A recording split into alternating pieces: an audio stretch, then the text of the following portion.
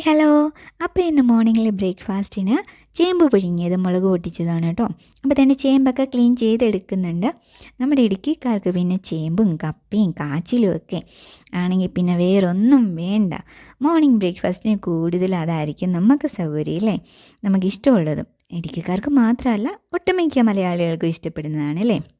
അപ്പോൾ ഇതുണ്ട് നമ്മുടെ പറമ്പിൽ തന്നെ ചേമ്പാണ്. അപ്പോൾ അത് ക്ലീൻ ചെയ്ത് ചെറിയ ചെറിയ കഷ്ണങ്ങളാക്കിയതുണ്ട്, കഴുകി വൃത്തിയാക്കി വേവിക്കാൻ വെച്ചിട്ടുണ്ട്. ഇനി നമുക്ക് അതിന് വേണ്ടുന്ന മുളക് പൊട്ടിച്ചെടുക്കാം. കാന്താരി മുളകാണ് നല്ലത്, പക്ഷേ എൻ്റെ കയ്യിൽ ഇല്ലാത്തതുകൊണ്ട് തീർന്നു പോയി കേട്ടോ.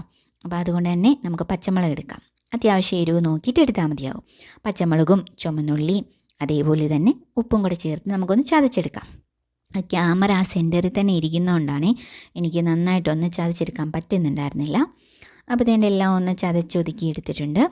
ഇത് ഒരു പണ്ടാണെങ്കിലേ നമ്മുടെ അമ്മമാരൊക്കെ ഇങ്ങനെ ചതച്ച് മുളകൊക്കെ പൊട്ടിച്ചേരുന്നതിനും ഈ അരകല്ലിലൊക്കെ അരച്ചേരുന്ന കറികൾക്കൊക്കെ ഭയങ്കര ടേസ്റ്റ് അല്ലായിരുന്നോ. അപ്പോൾ ആ ഒരു ഫീല് കിട്ടാൻ വേണ്ടിയിട്ട് നമുക്ക് സമയമുള്ളപ്പോഴൊക്കെ ഈ അരകല്ലയിലൊന്ന് അരച്ചെടുക്കുകയാണെങ്കിൽ വളരെ നല്ലതായിരിക്കും കേട്ടോ. അപ്പോൾ ഇപ്പം നമ്മുടെ എളുപ്പത്തിന് വേണ്ടിയിട്ടാണ് ഈ മിക്സിയും കാര്യങ്ങളൊക്കെ നമ്മൾ യൂസ് ചെയ്യുന്നതെങ്കിലും സമയമുള്ളവർ താല്പര്യമുള്ളവർ ഇങ്ങനെ ഒന്ന് ട്രൈ ചെയ്ത് നോക്കണേ. അപ്പോൾ ഇതിൻ്റെ ഞാൻ അതൊക്കെ ഒന്ന് അരച്ചെടുത്തിട്ടുണ്ട്. ചേമ്പൊക്കെ വെന്ത് വന്നിട്ടുണ്ട്. അപ്പോൾ ഇതിൻ്റെ പാല് വെക്കാം ചായക്ക് വേണ്ടിയിട്ട്. അപ്പം ചായക്ക് മോർണിംഗ് ആയതുകൊണ്ട് തന്നെ പാൽ ചായ വെക്കാം.